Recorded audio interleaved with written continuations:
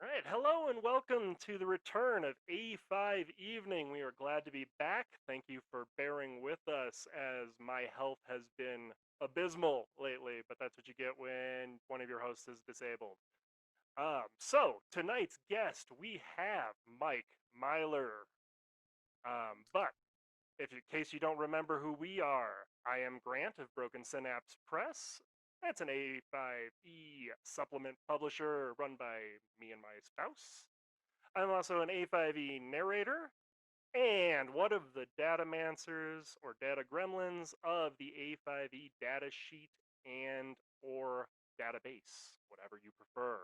Allie, you want to reintroduce Yeah, yourself? I'm Allie. I'm one of Grant's players. I'm mostly here for the vibes and to learn a lot. I'm still pretty new to the system. And introducing, we have Jen. Jen, you want to tell the people a little bit about yourself? I'm Jen. I am one of the other datamancers. Recently upgraded myself to name partner data gremlin. Um, I like to think I'm creating content, but really I'm a hype person. One day I will publish something. One day. Um, Longtime player working on being my own narrator, but again, that whole I'm going to write something one day. I'm eventually going to build my worlds with my own standards. Love it. All right, But I am here for the vibes and to learn and to help along. wonderful. And Jen will be helping us out kind of on the regular here. So, welcome, Jen. Thank you. Thank you. Love it. And our guest today for our author promotion segment is Mike Myler. Mike, do you want to tell us a little bit about what you do, what you worked on, and what other things you'd like to share? Yeah, I was the project manager for Level Up. I took care of all the editing and commissioning for the Adventures Guide and Trials and Treasures. Um, but I've been doing this like full-time freelancing RPG stuff for over the past decade. I got some Ennies. I'm an instructor for the RPG Writer Workshop and Storytelling Collective, and the editor for Insider. And then I make I'm like a design studio that does everything except illustrate. And I'll make a book, put it all together, crowdfund it, and then hand it off to somebody who goes and sells the book to distributors and all that. Oh. I cannot ever keep all of the credits pages. No, Yeah, no, never. don't worry about it. No, it's awesome that you do anything. Don't worry about Yeah. it. Forget it. So you've worked on all of that stuff, like I said, and then like you said, the two of the official books, including Trials and Treasures, which is Mhm.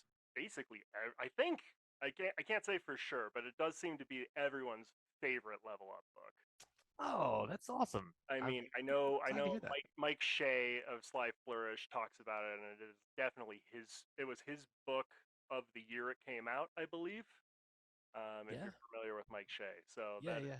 that's pretty high praise, I and remember that that. it's definitely it is the best DM's book I think that I've ever read. So That's great. Yeah, Peter did a lot of the like advice article stuff in there for like how to deal with when you have your own like demagogue at the table and sure, stuff yeah, like that. Yeah, and then Leon Barilaro, the one they just got hired by Wizards of the Coast as like a lead designer, I think it is, was on the exploration team, and we did like 7 or 9 iterations of the journey rules before we finally like hit the thing that you all see in the book. sure, Yeah, no, it was a. I'm glad people liked it. A yeah, lot of work went into it. yeah, and it does show. It does show for sure. Yeah, So yeah, you've worked and on I all that Plain stuff. Strider's journal is my jam too. If you got Plain Strider's journal, Yes. yes. Anything other outside of A5E that you like to mention? I know you mentioned the storytelling collective, which is a thing that I occasional subscriber to. Yeah, it's a good. Oh, I mean, I teach a course for making campaign setting primers, and then there's like an advanced course for making it into a whole campaign setting, including some advice for crowdfunding and like publication and all that. And then I have a course on class design as well, yep. which well, That is the one I subscribe to or oh, signed up cool. for. So I did sign up for that one. I It's like in it. my Right, yeah. like 8 billion tabs that I've Yeah. haven't Well, closed out yet. I do office hours on Fridays, so There you go. And then, so for those of you who are, this is new, you're new to A5 Evening. This is not a news show. This is a fan show. I may make stuff for it, but I am here to, like Jen said, I'm a hype man more than anything else. So like if you're like these aren't hard hitting questions, well that's not what I'm here for. So, Wait till my segment. Dun dun right? dun. No, I remember the first time I think I've like noticed Mike's name was on a Gay Pass Gazette, and it was Muppet themed items. And I remember that That's so article. fun. I was stupidly excited. And you're then I went talking about all the back. elusive chicken. You're Yes, talking about the chicken. elusive chicken. Yeah, Yes. Camilla. Right. Yes. Yeah. And it was like the one I was like, first off, greatest magic item ever created right there. Right? It's so perfect. Then I went back and I'm like, okay, great. This is why. It's because Mike is just so good at this. And went back and like started mentally cataloging, and it was like, yeah, nope, this is great. Gotta listen to this guy. He made Camilla the chicken. Oh yeah. Wait, who is the Camilla the chicken? I am not familiar with this. So in the Muppets, please. Gonzo is the hook-nosed purple alien. Right. Camilla is his girlfriend. Camilla the chicken. Okay. She's just a chicken. Like she's just a Muppet. She's a Muppet, but she's it's not like a weird. She's just a chicken Muppet. Yeah. And this is now a part of A5E. Yes. Okay. Yep. Excellent. Brilliant. Although really, really skull goblets. If you want to look for my mark, it's skull goblets. Right. Makes sense. That's Keep right. researching. All right, and I know you do have a Patreon. Again, all these links and links to Mike's projects will be included in the show notes. But yeah, you do have a Patreon. You want to talk a little bit about that before we jump into your new project? Yeah, I do. I think it's for a couple more months, up and through April. I think it is. I have like every month it's a release of like 4 or 5 NPCs and monsters. And then other stuff gets on there, archetypes, anywhere, anything that has to come off from somewhere else, like that gets cut, makes its way onto the Patreon eventually. And sometimes I use it as like a design space beforehand. So you'll see stuff that goes up, and then I'll disappear it 6 months later because I worked it into something. Right. So yeah, it's kind of like my sculptor's table. Nice. Cool. Where you get to play and share things, and I like that. So yeah. And then you also do looks like you do a podcast as well. I checked out an episode. Yes, we're not good about the podcast part. But we do a Twitch show that makes its way into YouTube, and we'll eventually get into the podcast. It's me and Zan, Savannah Broadway, who's the editor for Gay Pass Gazette, and then Keem Favor, who has worked on Level Up and a couple of other things. It's mostly news and stuff, although we have started to do design episodes where we work on Shadow Wizard Money Bunny Gang, which is like a little D6 indie RPG where you play as technologically cursed rabbits who use magic to hijack mice in a cyberpunk world to get themselves money so they can cast spells. That sounds fabulous. That does sound fabulous. I have not heard of that one, but that sounds pretty cool. Yeah, it said it right on the tin, but I didn't believe it until you described what was on the tin. Yeah, we're working through it. We have the basics worked out, and the next episode in like a week and a half is going to be like world design, and then we'll get into the weeds. Cool. Sounds great. All right. So that introduction's out of the way. Now we get into the author promotion segment. Mike, you have a project coming to Backerkit here on January 20th called the Complete Class Compendium. I believe I'm missing a subtitle there. No, you got it, I think. Okay. 12 new classes for Level Up, A5E, and D&D 2024. So, Allie. Okay. Yeah. This is my favorite part. Yeah. I love creative process stuff. So I guess I wanted to learn a little bit more about, just kind of if you could maybe give like an elevator pitch, summarize the book a little bit, but then get into some of like your inspiration and that kind of stuff for all these new classes and additions. Summarize all 12 quickly. First one's Bloodweaver. That's like blood magic, right? That's real obvious. Next one is, I remember all these by heart, Diabolist. The Diabolist is like a better version of the Warlock. So if you play Marvel vs. Capcom, and you ever played as Blackheart, that's a perfect encapsulation of what it is. And I'll go into greater detail about elevator. Doctor is what it sounds like. There are different archetypes that really deviate away from Doctor, but that's the basics. And then the exemplar is like if you were Link or Simon Belmont, just like a classic hero who is good at being a hero. The freak is there's the Feywalkers. Feywalkers, people call it Peter Pan. I feel like that is not fair, and it's more than that, but it's very like chaos based. A lot of entropy involved, a lot of randomness. And then the freak is somebody who's transformed by outer sources they don't have control over, and it's not a good transformation. The Gemini is a agile fighter that's binary, so what you get bonuses half the time that are one way and half the time the other way, and then informs your role playing. And then the mad scientist is what it sounds like. Mechanic is power armor, and then the occultist is you choose what you transform into and you do it on purpose over 20 levels. And then the scrapper is like a tech wizard, but makes that's the scrapper scavenger tech wizard. It's harder to the scrapper is a little bit difficult to do in an elevator. And then the speedster again, exactly what it sounds like. So yeah, what inspired you with some of these? I love all the kind of nuances and additions here. Okay. Well, the most four of them appeared in 2099 Wasteland, which is one of my campaign settings. It's like a love letter to Fallout. So the Doctor, the Mechanic, the Scrapper, and the Freak are all straight out of there and have been like redeveloped and tweaked based on many years of play in the Wasteland. But that's like the core. So if you get transformed by radiation, then you end up having to pick up levels of Freak. And so that's where those started. The other ones started for E-Insider, actually. So one of the first gigs I got for them was writing The Occultist for James Heck, and then also the Gemini and stuff because they did more. When I came on as editor instead of like just as a writer, we did another classes book, and that's where a lot of the other classes came up, like the Bloodweaver. No, the Feywalker was first. Yeah, the Bloodweaver. And then there were other ones, but I wasn't involved with those other ones. Like so, Cardcaster is amazing, and I would love to make for Level Up, but that was by Josh Gentry, and I would feel weird just like OGLing it, right? So it's only stuff that I came up with, Well, and the rest of them 12 is a lot as well. yeah, 12 is a lot.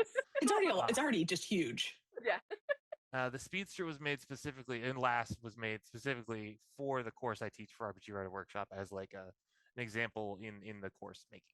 Yeah. I was wondering, I was like, am I watching too much Fallout or is this reminding me of Fallout? So I appreciate that you said that because I was definitely getting those vibes as I was looking over it earlier. Oh no, I lost my mind when Fallout 3 came out. Sure. Oh my god. Right? Awesome. Well, okay. So there's 12 classes. I guess can you go into maybe a few that you are really your favorite or do you think players would really like to use? Just I guess go into a little bit of that for us. I think players would probably enjoy the Bloodweaver the most. Though that and the Exemplar. Those aren't the ones I like the best. The one I like the best is the Gemini for like role playing purposes because like I'm a big fan of comic books and you just like throw a domino mask on any Gemini character and it's pretty much their superhero. Because like if you're an Ixemeron, for instance, is the archetype, then at day you get certain like strength based bonuses and stuff, and then as soon as night happens, all that stuff changes to stealth. And let's see, the Atavis is a really cool one. So every time you finish a long rest, you roll, and like maybe you feel youthful and stuff, and so you get all these youthful bonuses that are physically based. Or conversely, you feel really old, and then all of your bonuses for the day will be intellectual stuff. And that's just like really fun, like route for roleplay for me. Like having just a little bit of boundaries on the sides. But for like actually playing and like rolling out combat and stuff, the Diabolist is really cool.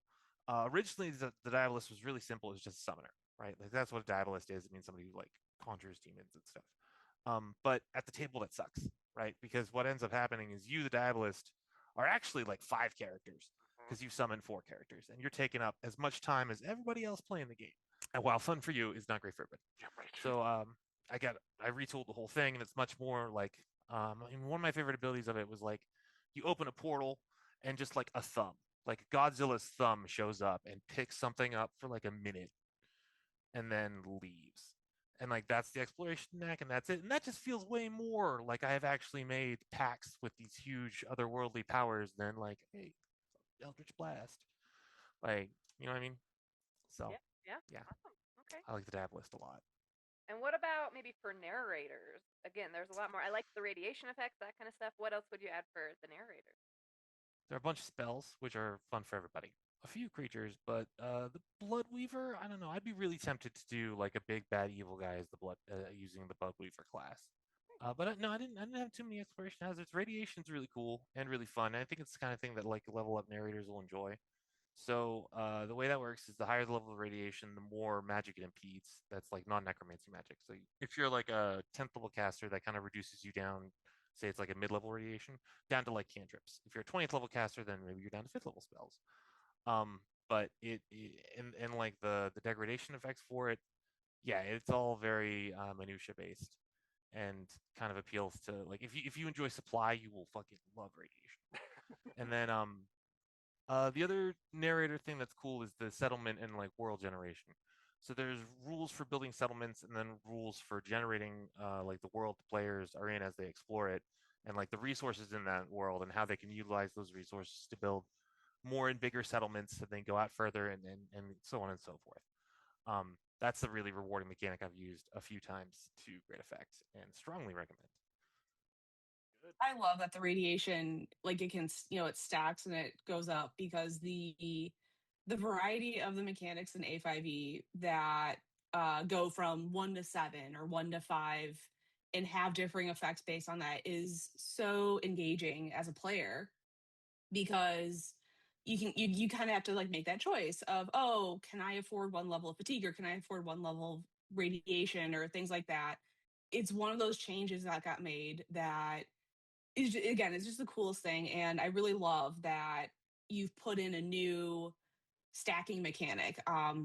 As I am Expedition 33 trash at the moment, throwing on burn stacks and all that stuff, you know, great fun as a player to receive, great fun to put on. And I love that it's in there. And I had to say it because I was like, that's the greatest part. I almost like was like, oh, classes exist, but no stacking radiation. Yeah, I wanted to make it like Void Runner Codex friendly, but not all Void Runner Codex is out in the SRD yet, so I can't like Yeah. I couldn't use the combat maneuvers and psionics and stuff. But like yeah, there's a couple like cyberware items in there too, and like iodine pills and if you're trying to do a Yeah, it little was a Fallout, I got you covered. I got you covered. it was a really cool blend of how you put everything together in one singular book where like I know even myself and my insane need for organization sometimes I would have never wanted to put Void Runner compatible items in the same book as like base fantasy. Yeah. And it doesn't scratch my brain itch, but the way it got put together and even as it's written is pretty clever in how you did that and it was pretty nice. Thank you. It's less useful for the GMs, but there's also like custom like make your own weapons rules, which I've seen people No, lose their minds GMs, over. as a narrator, I love that because it enables my players to do stuff. That's exactly it. It's about like instilling agency and like maybe your little weird ass bolt gun thing isn't quite as good as their rifle, but like it's yours and you made it. It Yeah, does that weird thing you wanted it to do.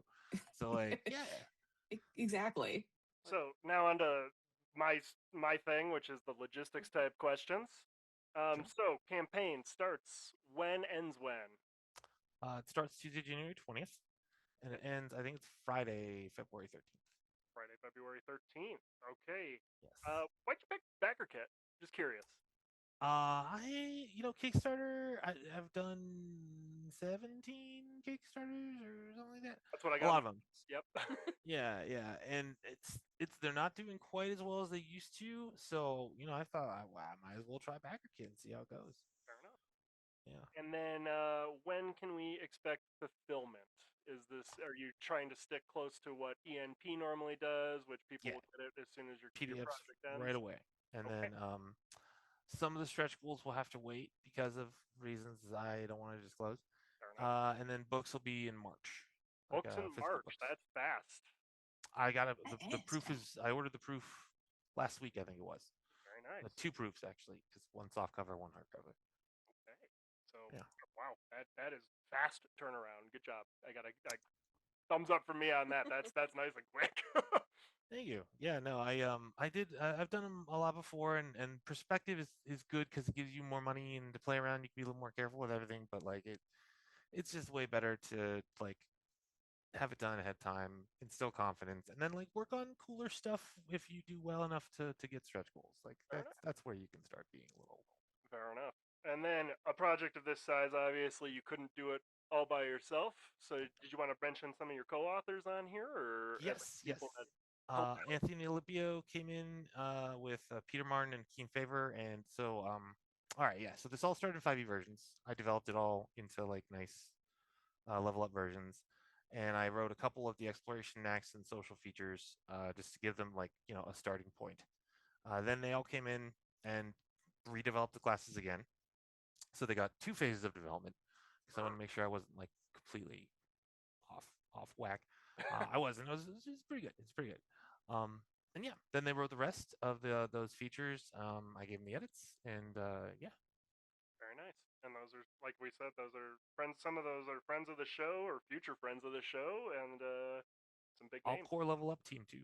And then we did get one audience question from former friend or current friend of the show, Jim Temple.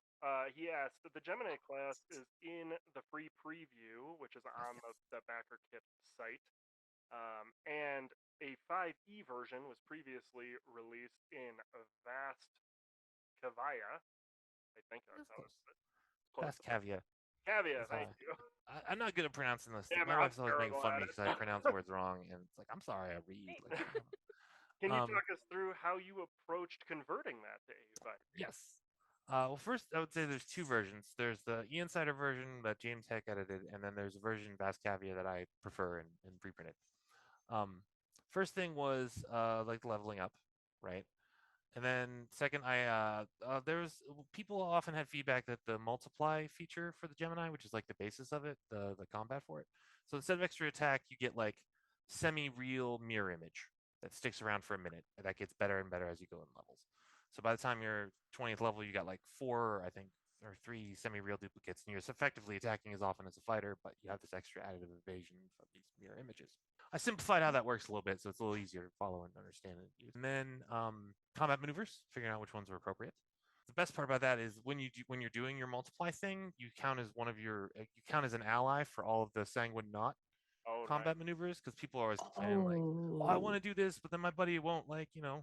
Yeah, he doesn't want to get prone on the ground so I can show somebody clutch. over him." Yeah, it really hinges on that pretty hard. I think you just get the sanguine. Yeah, I'm pretty sure you just get the sanguine knot combat maneuver tradition as a proficiency, because I didn't want to have people have to like be like, "Oh, should I pick it up?" It's like, no, dude, you should pick it up. And then yeah, the first draft exploration features were all based off double stones, which are kind of like magical walkie-talkies you can use to triangulate with.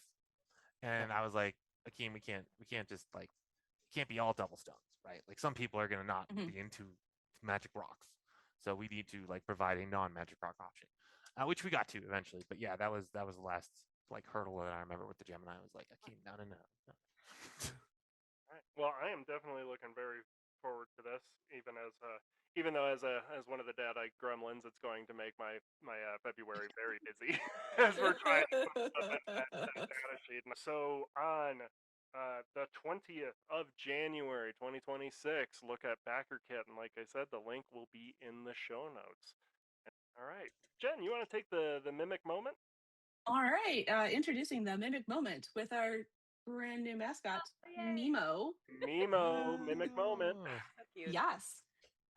So coming over since the show last was on, we had the release of Our Fearless Leader, which is the martial class reimagined by Jesse Mullins, friend of the show, and Plant Witch Press. So takes the base A5e martial, I should say, and makes the charisma statistic more relevant for its features and whatnot. And there's some new archetypes. There's a little bit more, it moves it away from strongholds, which I know some narrators don't want to do the bookkeeping on it, so they always kind of conveniently forget to introduce that mechanic.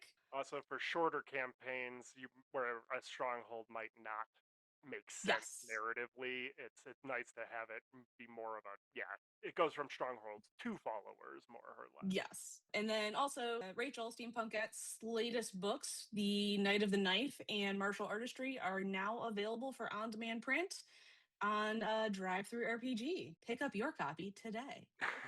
Yes. And there have been several other releases. Third party, for those of you who are new or forgot, the Mimic Moment is our third party roundup. And there have been some other things since before December, but I just cut us off at December and we're just we're going there. But trust me, there is great stuff always coming out. So keep your filter on, keep level up 5e followed on drive through, turn off or turn on the thing that prevents you from seeing anything that's AI generated, and you'll be good to go. And on to the first party roundup.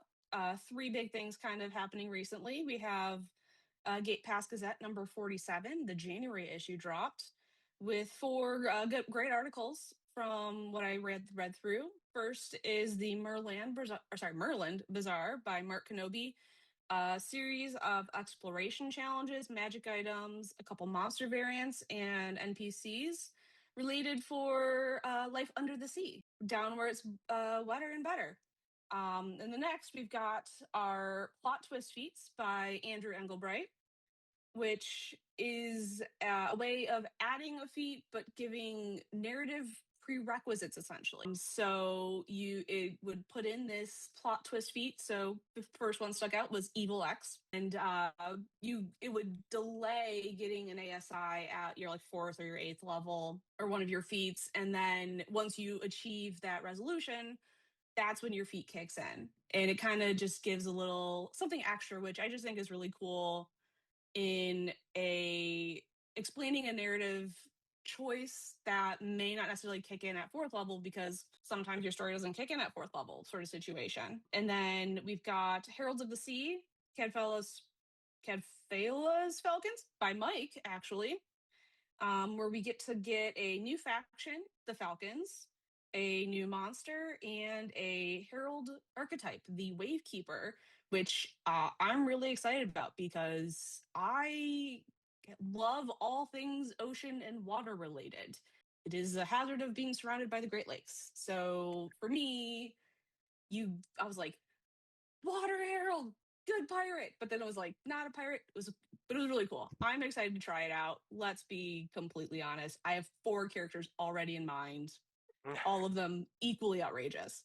And then finally, we've got Rumor Has It by Adam Roy, which leans into gossip, rumor spreading, and information gathering, both at character creation and utilizing the downtime feature or the downtime activity, journey activity from the pub crawls that was an earlier Gate Pass Gazette.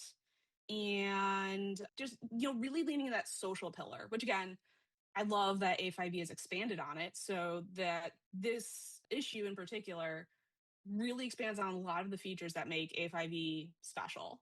Is a great way to start 2026. And then, speaking of our Gate Pass Gazette, the 2025 annual edition is going to come to Backerkit on, if my math is correct, January the 26th.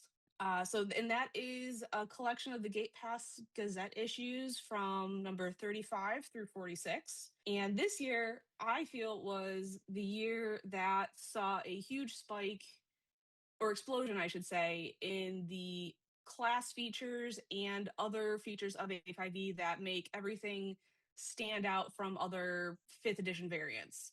So we got 2 new combat traditions. We started picking up prestige classes again. We started getting variant heritage traits from the core Adventurer's Guide heritages, which was a nice little twist, kind of spices up your dwarf a little bit. What was the one? Minor magics for marshals. So many classes got updated or more class snacks or class feature choices. Yeah, which is always kind of really cool. Again, makes all the classes really stand out. 4 heritages, plenty of archetypes.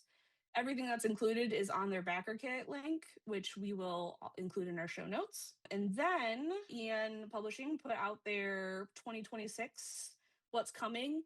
There's the Gate Pass Gazette for the annual. There's Alpha Star, their version of Gate Pass Gazette that is the science fiction, science fantasy equivalent to the Gate Pass Gazette. That will be launching March, July, and November of 2026. Yep. And then a new book is coming out from Paul Hughes, The Secrets of the Tome.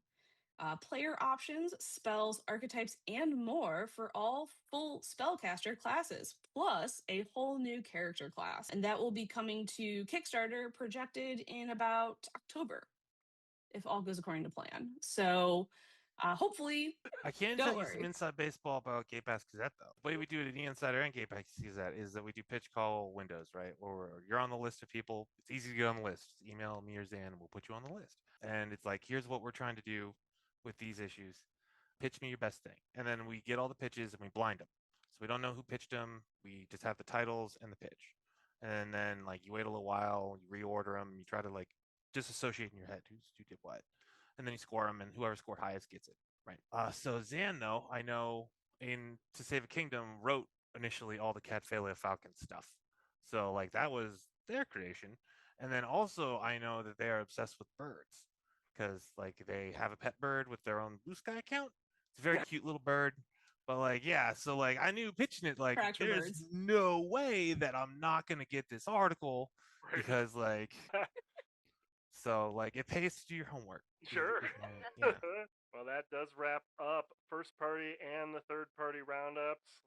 That's going to probably be like last year was for A5E, a pretty busy year. Looks like 2016 or 2026 is also going to be a busy year for A5E. So keep your ear to the ground, keep your eyes on your feed for this show, and we'll cover it all. However, a note: it's our policy that we do not cover anything that uses generative AI for the data sheet or A5E. Just as a note, we respect what authors as a fellow author. I'm not a very good artist, but I am an artist of photography. I do not think that Gen AI adds anything, and we will not be covering anything that is using it. I had a guy, a playtester, load up a bunch of stuff in there to make his character. And I was like, why on earth did you do that? And like, yeah, we don't. He's no longer invited in my games anymore. There you go. I heard Troy Baker in an interview say something was like, Gen AI can produce content, but it can't produce art. And I think that really just kind of fits how I feel, and I think we all feel about what everyone in the community brings. And it's really important to just remember that this is our art, and we're not here for content. We're here for art. There you go. Yeah. That's well said. Yeah, well said. All right. Okay. And then just to wrap up, if you want to. Oh yeah. I like my closing question. I think it's fun. I'd love to hear from both Jen and Mike. So, what is your favorite character you've ever played, or if you're, the perpetual narrator, what character would you love to play? Just to kind of close out with a fun question. There's only one fair answer. Give me a minute to go get him. I'll be right back. Okay. Like, we have to go get him. Fair enough. I'll go then at that point. Fair So, funny enough, I am a ranger supremacist, deep in my heart of hearts.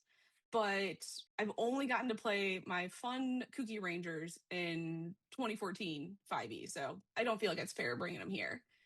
One day I will. But my favorite A5e character was a adept druid that was a middle-aged elf named Dalin, spoke with a god-awful, in my opinion, Russian accent, and was perpetually exhausted at the shenanigans of about half of the party, and then adopted the other half of the party as more of her like literal army of grandchildren. And she just, role play wise, she was one of my favorites. And it kind of like I had written off druids for a hot minute because sometimes no, just in 2014 it felt like everyone was playing the same druid. Oh, fair. Until I really got to play an A5e, I was like, oh, they're, as a mechanical side, they're a great class, no matter which edition. But the 2014 problem of people started picking the optimal choices and everything feels the same. It kind of just re-sparked this whole, druids can be so much fun and I don't have to like worry about standing in the front anymore. This is great. Because I was in a martial phase too. So I love my middle-aged grandma, Dalin. just adopting the party. Turned in the wizard for trying to give magic artifacts to children. It's a great time. Excellent. I love it. And I'll throw out pennies and stuff on like the mat that I could use the marker on, right? So, but I do have one miniature. Yeah. So that's Old Man. Old Man is a trainer of heroes who has forgotten most of the training he's done for the heroes he's trained and who those heroes are. So I usually display him as a bard. He just complains to everybody. He always corrects them. There's no way to say his name correctly. No matter how you say it, it's wrong, and he corrects you. So if you're like Old Man, he's like, no, Old Man. If you're like Old Man, he's like, no, it's Old Man. You're doing it wrong. The guy in Zelda who goes up to you and gives you the sword and is like, it's dangerous, take this, go. Like, that's Old Man. Next time you have Rachel on, ask her about Old Man. Okay. Zan also knows Old Man. Okay. Amazing. I love a good bit with a character like that. Have you ever seen The Legend of Neil? No. Oh. Okay. Are you familiar with Legend of Zelda? Is everyone familiar? Yes. Okay, so it's based off of, I don't want to tell you exactly how it begins, but it has kind of a lewd beginning. But this like gas station attendant gets like sucked into Hyrule, and then has to go around being Link. It's awesome. You're gonna see a lot of comedians that you recognize on it, but like it's before they were, any of the FAs. It ended up getting bought up by Comedy Central and stuff, but you can still find it online for free. It's called The Legend of Neil. It's so good. I watch it at least once a year. All right. Good. It's got the Sklar brothers in it. If you remember the Sklar brothers, they play the two like giant stone statues. It's really good. If you like Zelda, check it out. All right. I will look for it. Yes. That's yeah, absolutely. Oh, what's her face? Felicia Day. Felicia Day is in it. Yeah. Yeah. Big deal. I'm telling you, it's really good. Yeah. It's called Legend of Neil. Yeah. Okay. The name just came up in something too. I don't know if it was someone telling me something today, and I was like, "Why is that familiar?" Was she in Mighty Nine as a voice? Yes. Okay. She showed up. I don't know if she showed up in Vox Machina in the animated, but she was in the original campaign. Good recommendation to close on. Right? Perfect. All right. Well, thank you, Mike, for joining us, taking some time out. I wish you best of luck on your campaign here, and I'll be backing it myself. Absolutely. Even though you gave me a manuscript, I'm still going to back it. Yeah, please order a book. I will. And there will be stretch goals that you'll want to, I promise. Sounds good. That's you can count on my pledge. So plus I have to do it for the data sheet. So all right. So thank you everyone for joining us. Thank you, Jen, for joining us as a permanent member here. And we will catch you all on the next episode. That is still a little bit in flux, but stay tuned. It'll probably be sometime next month. We will be back talking about everything latest and greatest in A5E, and thank you for joining us. Remember, all the links will be in the show notes, and Mike's project starts on January 20th on Backerkit. Go back it. All right. Thanks, folks, and everybody say goodbye. Goodbye. Goodbye. Good night.